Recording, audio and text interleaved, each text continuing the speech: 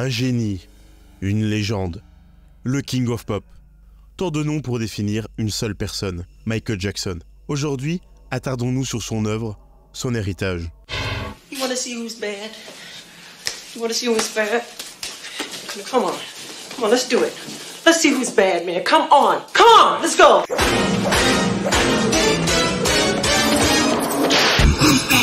Where did you come from, baby? It's the feeling now.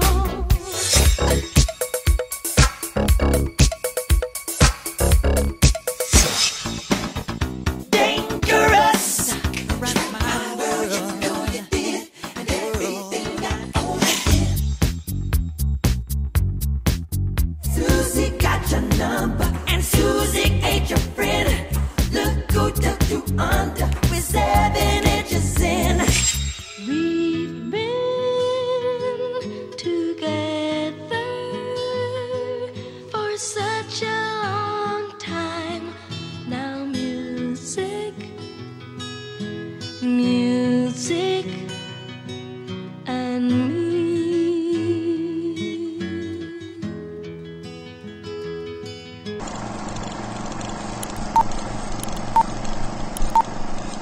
Tout d'abord, faisons un bref résumé de la carrière de Michael Jackson. Michael Jackson est un chanteur, auteur, compositeur, interprète, acteur, danseur et chorégraphe originaire de Gary, en Indiana.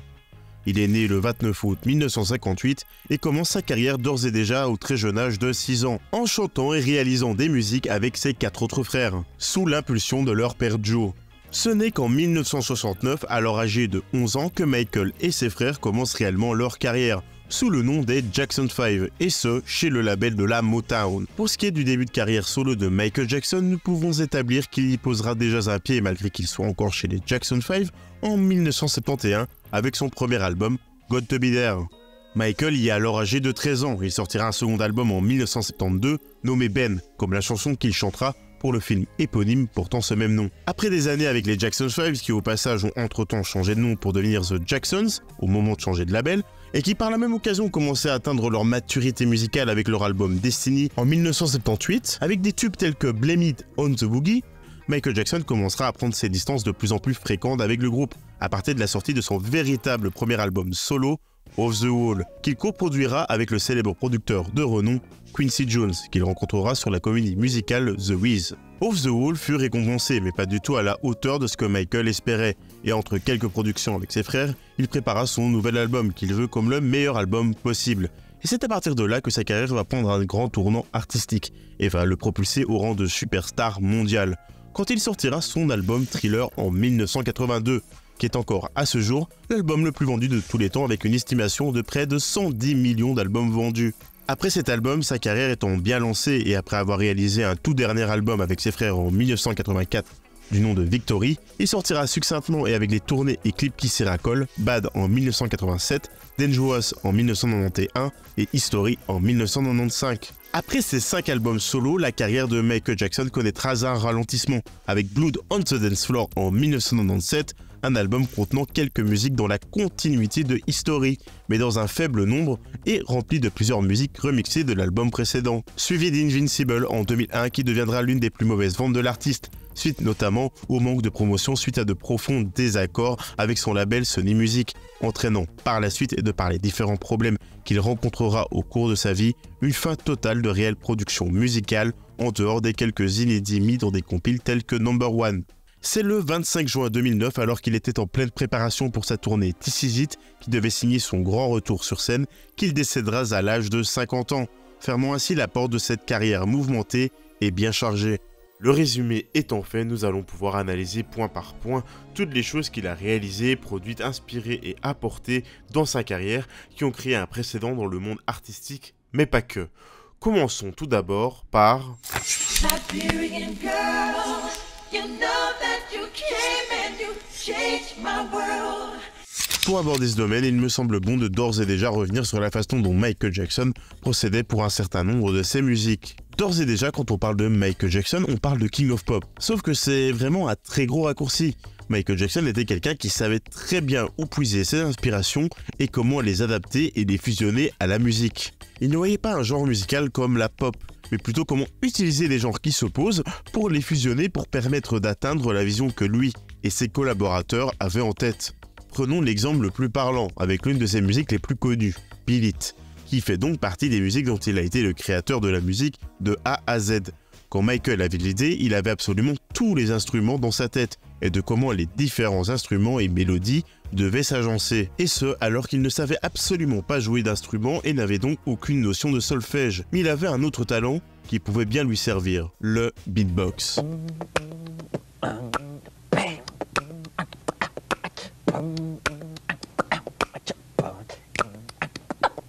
Et grâce à son talent, il va pouvoir composer de A à Z sa musique sous forme de maquette.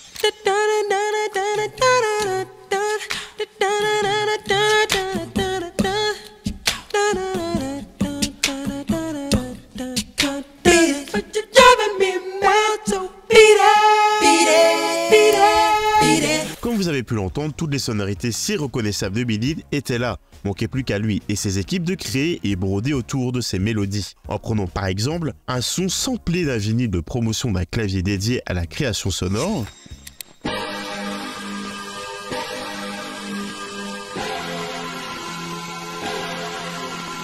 Et à ça, tu ajoutes le légendaire solo de Eddie Van Halen.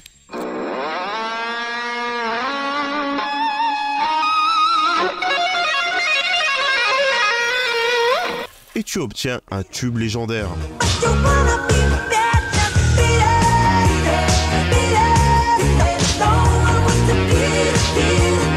La musicalité des musiques de Michael Jackson était riche, très riche. Par exemple, il pouvait autant utiliser une bouteille pour créer le son si reconnaissable de Don't Stop Till You Get Enough,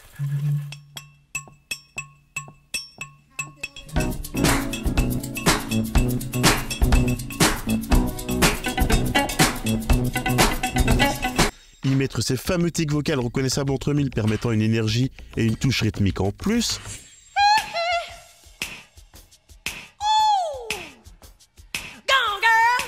mais aussi y ajouter des sonorités de musique classique comme dans Smooth Criminal,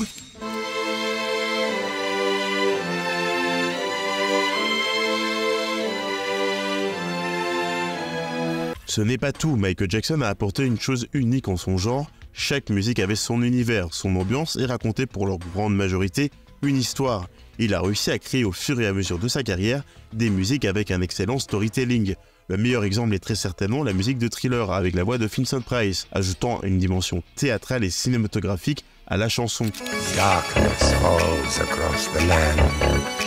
The midnight hour is close at hand. Creatures crawl in search of blood. Ou encore dans Smooth Criminal avec les battements du cœur et le son de l'alarme pour signifier l'urgence et créer une ambiance pesante.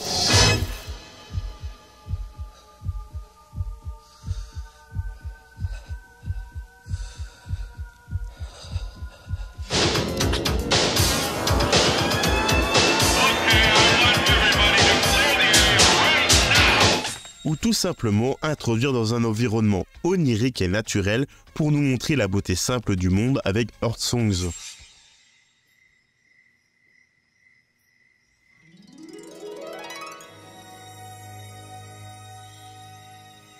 Et puis surtout, d'album en album, Michael n'hésitait pas une seconde à s'adapter à d'autres genres musicaux plus modernes pour ne jamais tomber en désuétude, que ce soit le R&B, le soul, le funk, en passant par le rock, tout en ayant toujours cette patte reconnaissable qui rendront ses musiques intemporelles. Après là, je vous parle de style de musique et de composition, mais il avait aussi évidemment une voix qui n'est certes pas celle d'un ténor, mais qui arrivait à avoir une réelle justesse avec ce qu'il voulait véhiculer, et ce, quel que soit son âge. Il y mettait de l'âme, de l'énergie, il réussissait à moduler sa voix d'énormément de façons différentes, que ce soit pour véhiculer une émotion ou simplement pour épouser parfaitement le rythme de la musique. Au point que même a cappella, on arrive à entendre la musique tant beaucoup de la qualité de ses musiques passait aussi par sa voix.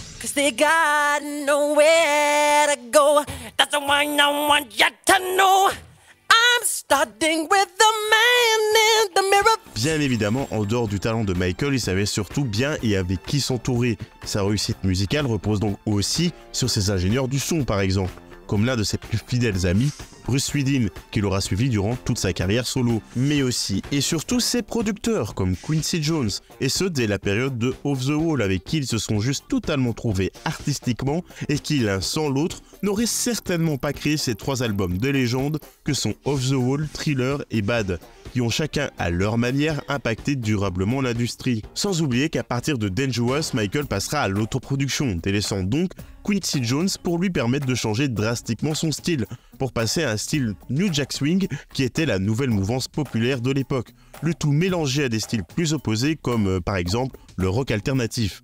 Le tout toujours dans l'optique d'évoluer musicalement avec son temps, en n'hésitant pas à contacter des producteurs différents pour divers de ses projets musicaux au sein d'un même album, comme par exemple Teddy Ridley et Bill Bottrell, qui lui apporteront aussi beaucoup de grands succès comme Jam, In the Closet, Remember the Time ou Black and White. Pour conclure sur sa musicalité, que ce soit de par sa patte reconnaissable entre mille, la variété de son chant musical, le storytelling, l'intensité de son application et ses signes distinctifs liés notamment au gimmick vocal, marquera de son empreinte indélébile le monde de la musique, avec notamment des chanteurs comme Usher, Chris Brown, Justin Timberlake, Bruno Mars, The Weeknd, Beyoncé et bien d'autres, qui ne renieront pas leur inspiration et son impact dans la direction qu'ils ont donnée à leur carrière musicalement.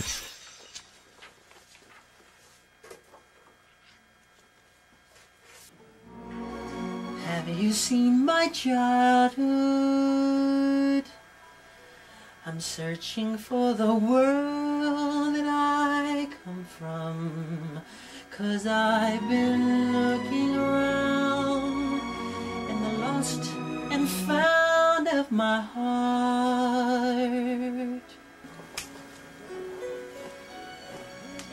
I'm in there. I love the way you played it, David. I love the way you played it.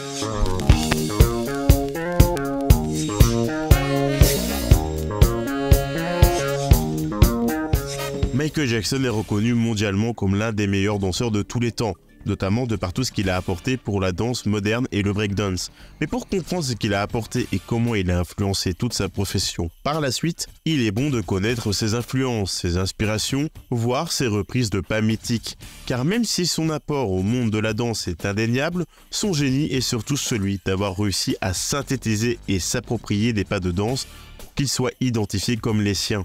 Michael Jackson, dès son plus jeune âge, était par exemple un grand fan de James Brown et de son shuffle qu'il a directement su imiter dès son plus jeune âge et se les approprier dans ses pas de danse de façon récurrente.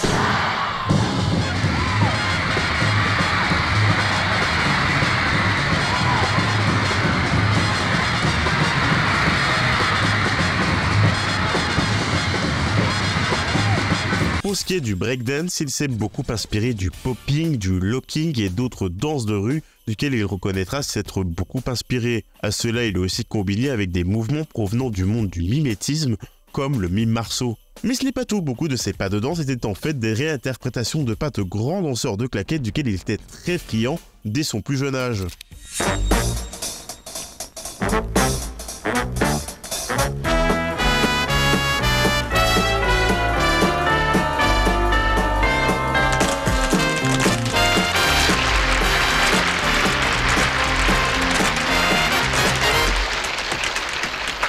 Et l'un de ses grands modèles était Fred Astaire, qui avant l'explosion de Michael Jackson était l'un des dieux de la danse de son époque, mondialement reconnu. Il lui doit beaucoup de ce qui a créé l'iconisation de la gestuelle à la Michael Jackson pour décorer et mouvements tels que Smooth Criminal, You Rock My World en passant par Dangerous.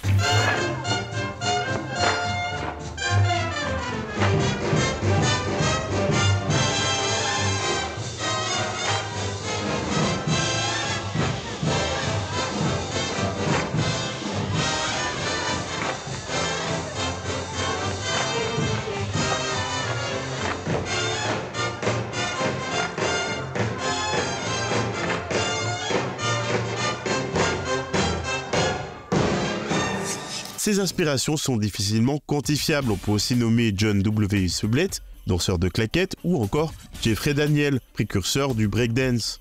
Bien que certes il se soit inspiré de tous ces grands artistes, Michael Jackson a réussi à tout fusionner et enchaîner au sein de ses chorés, donnant un tout cohérent et harmonieux visuellement sans jamais faire tâche. Chaque pas était mûrement réfléchi et créera un précédent indéniable tant il arrivait à associer une choré à une musique. Dans Billie Jean, tu savais que quand il se passait ça,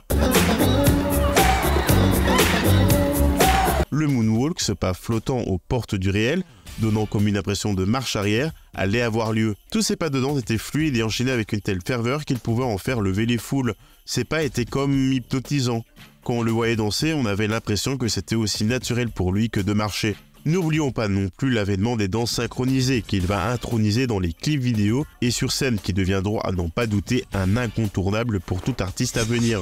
As she stalked the room, I could feel the aura of her presence. Every head turned, feeling passion and lust. The girl was persuasive, the girl I could not trust. The girl was bad, the girl was dangerous.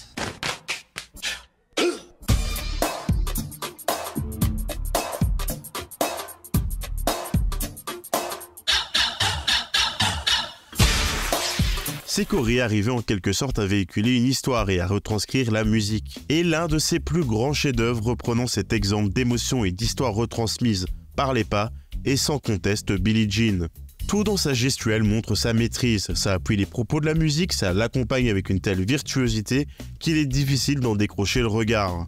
Sans parler de l'introduction et de la fin qui d'une simple batterie donne lieu à des moments les plus légendaires sur scène, l'artiste sous les projecteurs se retrouve seul face à nous pour nous partager son art de la danse.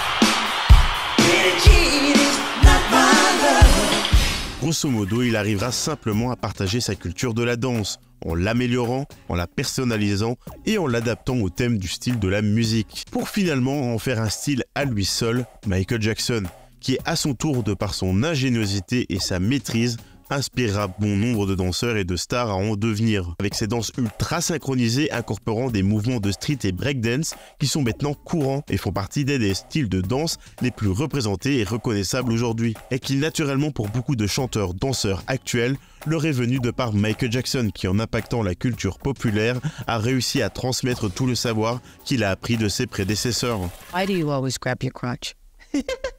Why do I grab my crotch? Yeah, why do we think you got a thing with your crotch going on? I think it happens subliminally.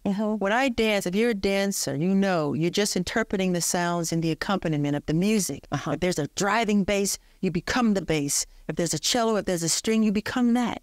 So you become the emotion of what that sound is, okay? So if I'm doing a movement and I go bam and I grab myself, it's the music that compels me to do it. It's not saying I'm getting ready to grab down there and it's not a great play. You don't think about it, it just happens. Sometimes I'll look back at the footage and I'll go, did I do that? Yeah. So I'm slave to the rhythm.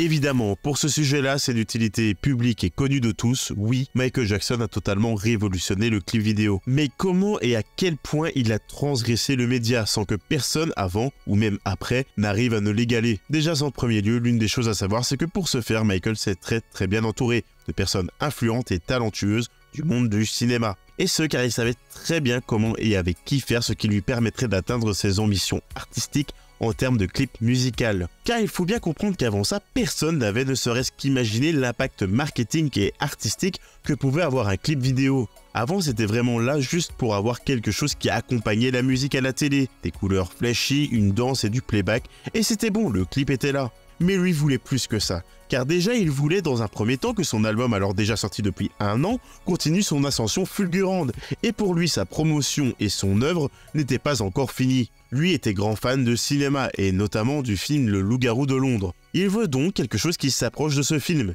et le projet s'avère être un court-métrage pour la musique thriller. Il contactera donc pour ce faire directement le réalisateur de ce film qu'il aime tant, John Landis, qui fut très rapidement intéressé par le projet, car jamais rien de tel n'avait été fait dans l'histoire de la musique. Sauf que le problème, ils vont estimer ce projet à 900 000 $, et bien évidemment, les exécutifs de Epic Records, qui est donc son label de l'époque, ne verront absolument pas l'intérêt de mettre autant dans un clip. Ils décideront donc de simplement financer à hauteur de 100 000 $ le projet. C'est le producteur de John Landis qui va lui suggérer une idée de génie et réaliser un making-of du clip pour permettre au projet qui atteindra les 1 heure de pouvoir plus facilement se vendre comme un film auprès des chaînes de télévision. Ni vu ni connu, il invente la production des making-of en bonus des films que l'on verra d'innombrables fois dans les années à venir. Action, Mike!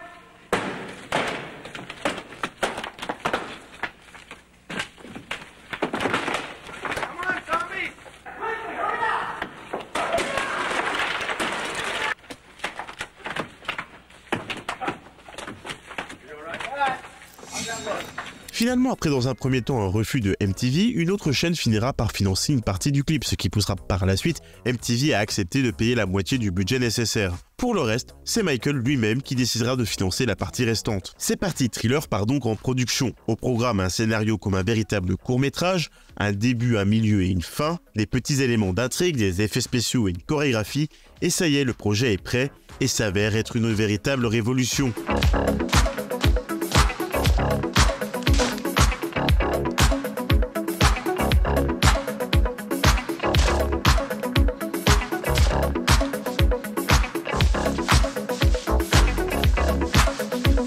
Cette application fut payante et relancera considérablement l'album Thriller, le menant dès lors à devenir l'album le plus vendu de tous les temps.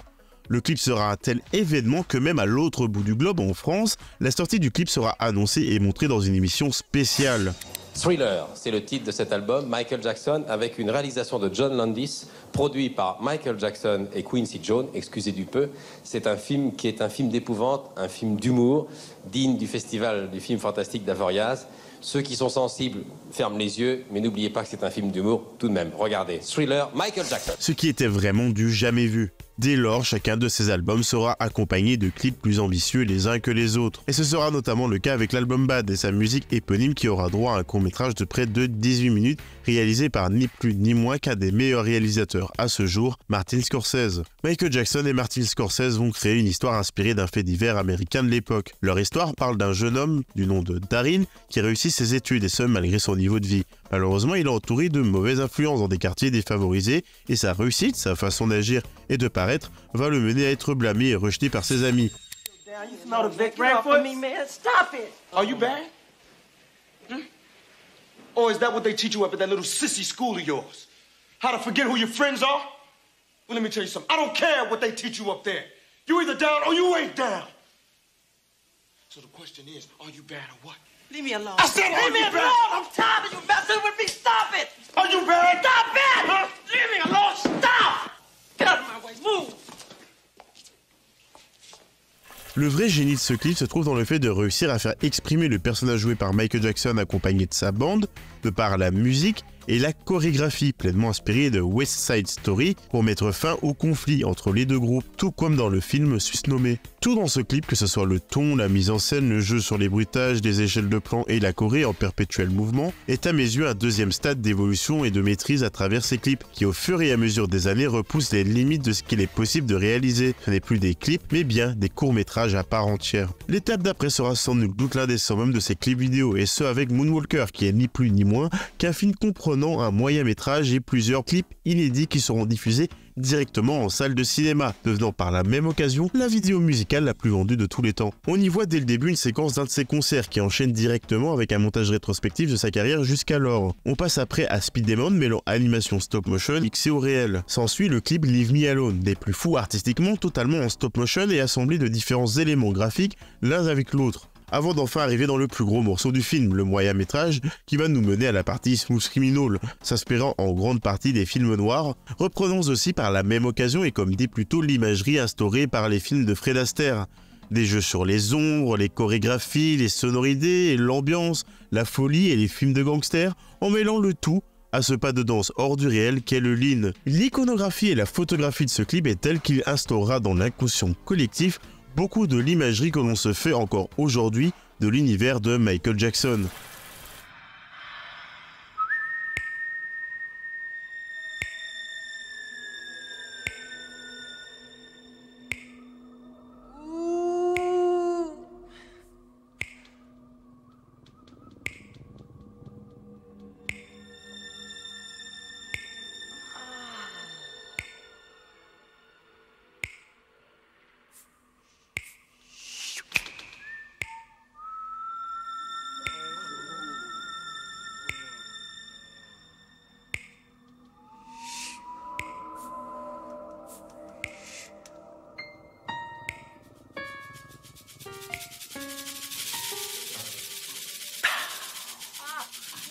Ces clips nous envoient pour la plupart dans des univers bien distincts, une vraie vision d'artiste au travers de chacun de ces clips. Son impact est tel qu'en 1986, une attraction est créée sous l'impulsion de la Walt Disney Company pour son parc à thème, sur le postulat du court-métrage incorporant des séquences de musique et de danse. Le projet sera réalisé par ni plus ni moins que Francis Ford Coppola et produit par George Lucas et avec dans le rôle titre Michael Jackson. Cette attraction portera donc le nom de Captain EO et prendra les traits d'une épopée spatiale où le personnage principal arrive à anéantir la méchanceté de ses ennemis par la danse. Via ce court-métrage en 3D mêlant des effets physiques tels que la fumée et des lasers, on a affaire là à ni plus ni moins que l'un des tout premiers concepts de cinéma 4D au sein d'un parc d'attractions. Et finissons en parlant d'une de ses plus grandes consécrations dans le monde du clip vidéo et qui pour beaucoup est l'un de ses meilleurs clips à ce jour. Il produira donc conjointement avec Stan Winston, qui était un grand spécialiste des effets spéciaux et animatroniques, sur le clip Ghost, qui sera écrit pour son scénario par Stephen King, le célèbre auteur de livres, à partir des idées de base de Michael. Le film nous permettra de voir Michael se livrer à un réel jeu d'acting où il y jouera plusieurs rôles comme le maire de la ville, dans une prestation convaincante nous permettant pas de croire en une seule seconde que c'est lui. Okay. That scare you? Did you hear what I said? Freaky boy, it's time for you to go. Is this scary? Le clip sera rempli d'effets pratiques et d'effets spéciaux ultra à la pointe pour son époque et aura l'honneur d'être présenté en avant-première au Festival de Cannes, lui permettant de prouver que oui, un clip peut être une réelle œuvre cinématographique. Comme vous aurez pu le voir, Michael Jackson a changé de manière impérissable le monde de l'imagerie vidéo et de la communication pour des œuvres musicales. Vous n'aurez aucun mal à voir en quoi son impact se ressent encore aujourd'hui dans la manière dont les clips peuvent être faits. Et comme énormément du succès d'une chanson peut passer par l'iconographie et le message que veut véhiculer le clip associé. The idea of Michael punching through smoke, that was a very traditional blue screen. That's the way they've been doing composite shots for many, many years. It was Michael was on a treadmill in front of a blue screen, and you photographed the actor, and then the other elements are put in later.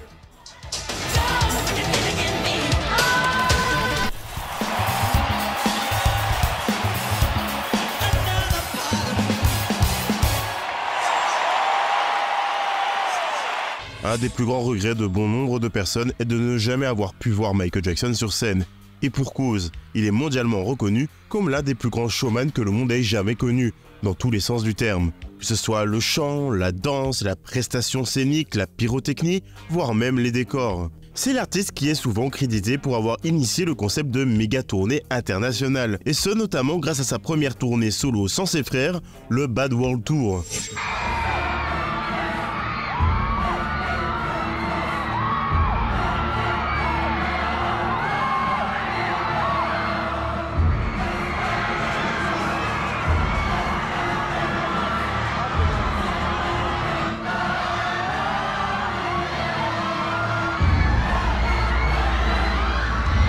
Cette tournée mondiale est allée sur 123 concerts dans près de 15 pays différents de 1987 à 1989 et l'une des tournées les plus longues et massives de son époque. C'était l'une des tournées les plus ambitieuses et réussies de l'histoire de la musique. Pour se faire une petite idée, le concert ayant ramené le plus de monde de toute la tournée est celui de Liverpool, où il a performé devant près de 125 000 personnes.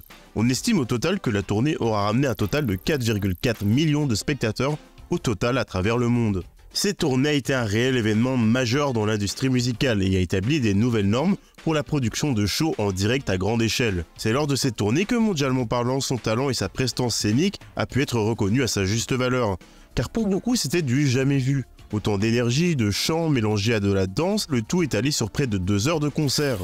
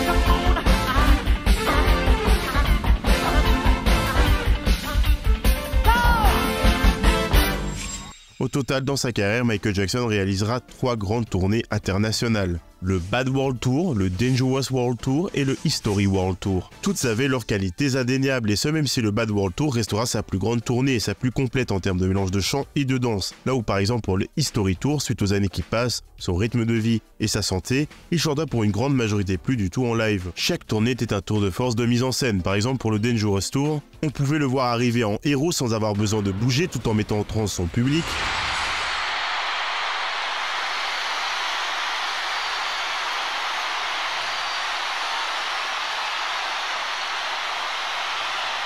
Dans ses combats conquérants juste après sur Jam et Wannabe Start and Something, emporter le public avec lui jusqu'à en faire monter une fan sur scène, créer une scène d'épouvante d'Halloween avec des zombies pour Thriller, pour finalement voir un tour de magie qui va mener sur un combat de gang, partager son message universel en ramenant la Terre sur scène, avant de repartir comme une légende en jetpack. Ou encore pour le History Tour avec une introduction cinématique faisant traverser l'histoire, jusqu'à en jaillir de l'écran pour atterrir sur scène.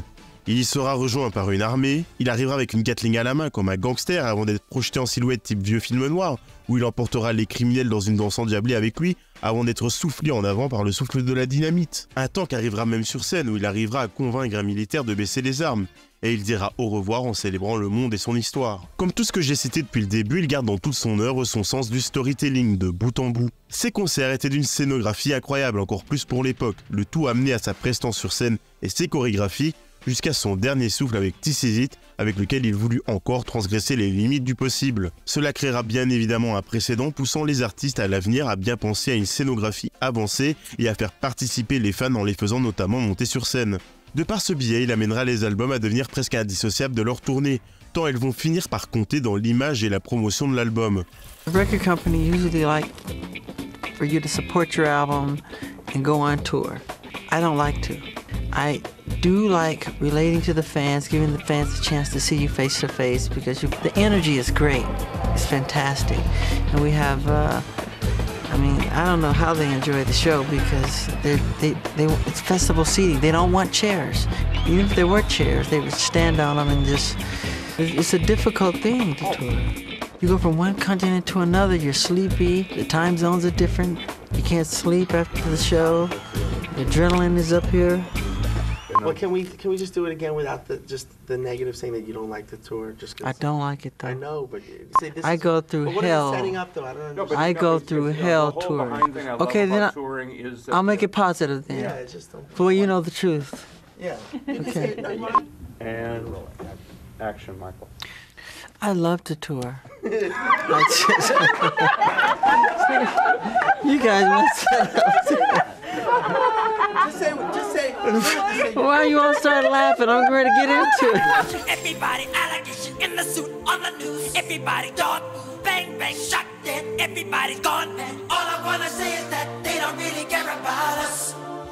Michael Jackson, comme je vous l'ai d'ores et déjà dit, était très varié dans son répertoire musical. Il était donc, pour une des rares fois à l'époque, accessible à un large éventail d'auditeurs, transcendant les barrières musicales, et donc par extension raciales. Sa musique n'avait donc aucune couleur, elle n'était pas identifiable dans un style bien précis, et donc le stéréotype est tombé pour juste être de la musique que tout à chacun peut apprécier, sans avoir d'a priori dessus. Là où par exemple un Elvis était un blanc qui jouait pour l'époque de la musique des deux noirs, mais était écouté du fait qu'il était blanc. Michael Jackson, lui, a réussi à s'affranchir de cela, simplement avec sa musique. Il faut bien comprendre à quel point c'était un point extrêmement important au jeune Michael qui, au début de sa carrière, se sentait extrêmement à l'étroit et mal de se sentir mis de côté aux yeux du public, de par sa couleur de peau. L'industrie musicale était très codifiée et encore très conservatrice, surtout aux États-Unis dans les années 70 et début 80. J'en veux pour exemple le label où il avait donc entamé sa carrière quand il était encore avec ses frères dans le groupe des Jackson 5, qui était donc la Motown.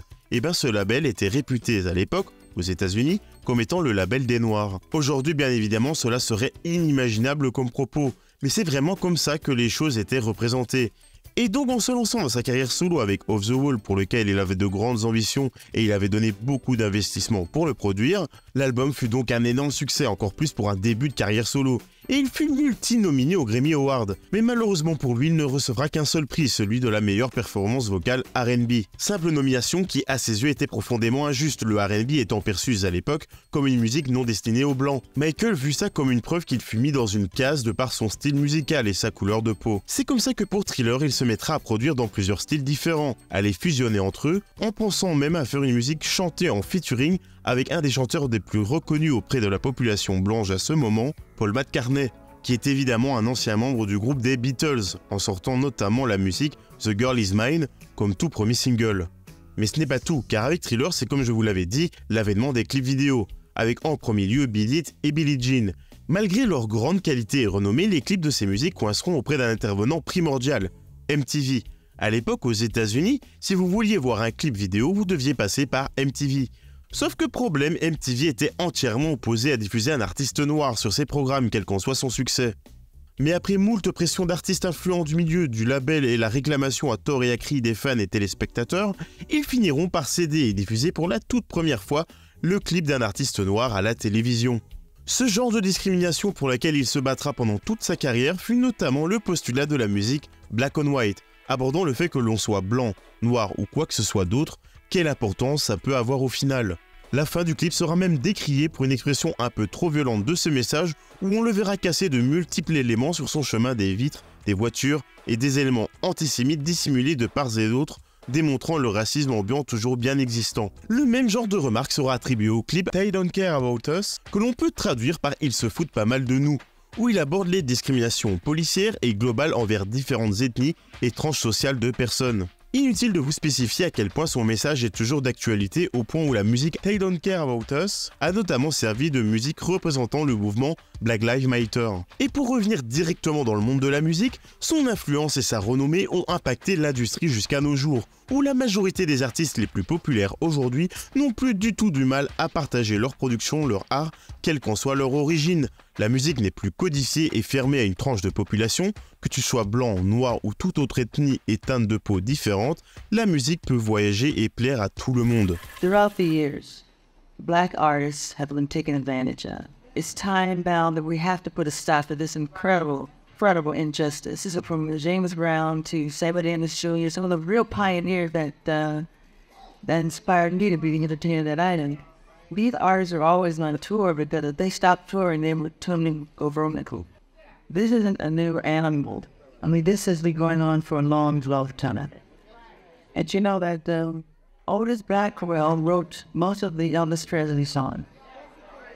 This man, he died penniless. I'll never forget another weird story when the Beatles first landed in New York. They did New York Ed Sullivan show, and they were in a press conference for the show. He said, "Hey guys, what kind of music do you listen to? What inspires you to write the songs you write?" And back then they used the word color. If that, we love the colored music. That's where it comes from.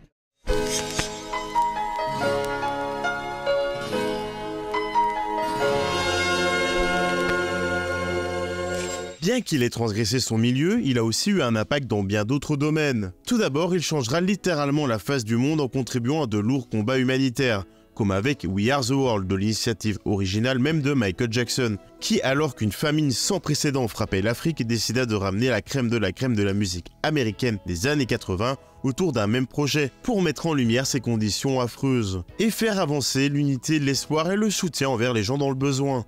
En parlant d'humanitaire, il assistera et créera des associations telles que Heal the World pour combattre la faim, les maladies, la pauvreté dans le monde et les victimes de catastrophes naturelles. Il participera fortement financièrement de par ses propres fonds et la vente de tickets de concert ou encore la vente d'albums. Il était le premier exemple de star venant en aide à son prochain, en rendant notamment visite dans les hôpitaux, ce qui est à présent monnaie courante, où des stars usent de leur notoriété pour assister des personnes dans le besoin. Sans oublier qu'en termes de musique engagée, il alertait aussi des années en avance sur l'urgence climatique via Earth Songs, ce qui, au vu de sa renommée, était un énorme coup de projecteur pour la cause. En dehors du côté humanitaire, Michael Jackson a impacté le monde de par sa façon de se mettre en avant et de faire parler de lui. Il a complètement changé le marketing musical, que ce soit par exemple son extravagance et son audace à tenter de nouvelles choses comme un partenariat à plusieurs millions avec Pepsi,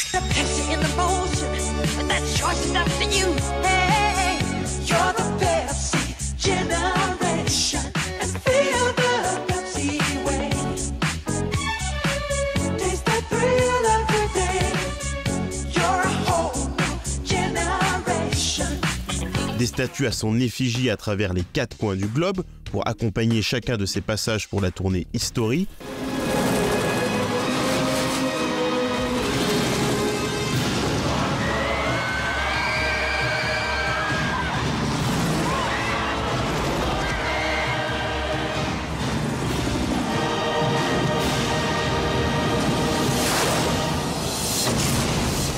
Sans oublier l'évolution de son style vestimentaire en rapport à la sortie de chaque album. Il réussira d'ailleurs, de par son style, à impacter considérablement la mode dans le monde entier. En remettant à la mode soit des styles éteints depuis des années comme le style victorien ou les chapeaux feutrés, sans oublier les épaulettes, les styles très urbains avec des ceinturons partout.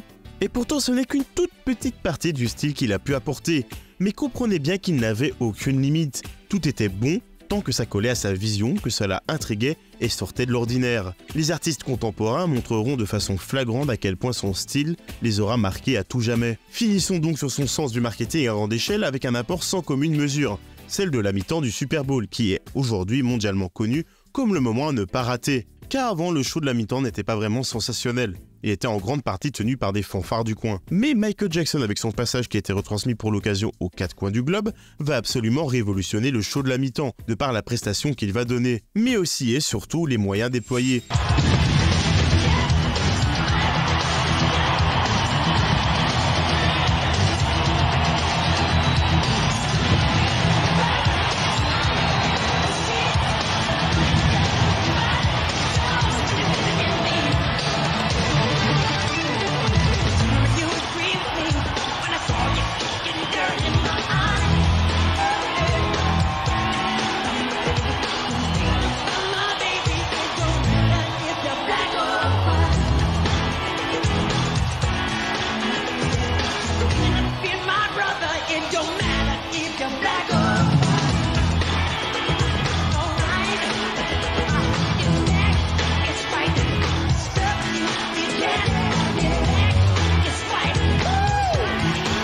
Ce show sera une telle réussite qu'il donnera le ton pour tous les futurs shows, donnant ce côté incontournable du Super Bowl et son show de la mi-temps que l'on connaît aujourd'hui. Il arrivera même à inspirer des artistes d'art contemporain ou plus traditionnels, notamment dans le domaine de la peinture et du pop art. On voit à la fois que les artistes s'intéressent, s'inspirent de son œuvre, à la fois musicale, chorégraphique, mais aussi de toute la construction très complexe de son image, telle qu'elle se construit à travers ses clips, à travers son personnage tel qu'il est mis en scène dans ses concerts. On voit bien que Michael Jackson a sans cesse introduit des innovations par le biais de son image. Presque aucun artiste n'a eu un impact tel sur le monde jusqu'alors. Planet Earth, my home, my place, a capricious anomaly in the sea of space. Planet Earth, are you just floating by, a cloud of dust, a minor globe about to bust, a piece of metal bound to rust? A speck of matter in a mindless void, a lonely spaceship, a large asteroid. Cold as a rock without a hue, held together with a bit of glue. Something tells me this isn't true. You are my sweetheart, soft and blue. En conclusion, Michael Jackson, de par son œuvre, a su littéralement transgresser les limites du possible dans le monde artistique et musical. Mais en plus de ça, il a réellement réussi à briser les barrières raciales et ouvrir un débat sur des sujets jusqu'alors peu évoqués envers le grand public. Il aura su par la même occasion fusionner les médias visuels et les codes du cinéma pour les mêler à la musique comme personne d'autre auparavant. Quel qu'en soit l'endroit du monde où vous vivez, quelle que soit votre langue, il a toujours réussi d'une façon ou d'une autre à fasciner et à véhiculer des émotions. De par ses tournées gargantuesques, il a réussi à partager son art en dehors des limites du possible. Tellement d'artistes de la musique en passant par le cinéma, voire même celui de la peinture et des arts en général, seront impactés par l'iconographie de sa personne, de son univers et de sa musicalité. Dans cette vidéo, j'aurai tout donné pour vous partager autant que possible les informations nécessaires à comprendre l'impact tel qu'a pu apporter cette icône sur le monde. Il est néanmoins impossible dans une durée correcte de réellement stipuler et parler de tous les domaines que Michael Jackson a su impacter avec son art, et encore plus quand on n'aborde pas la personne qu'il était et sa vie en général, tant ce qu'il est a su impacter sa carrière en bien comme en négatif. C'était tout simplement une légende, un génie, le king de son média, Michael Jackson.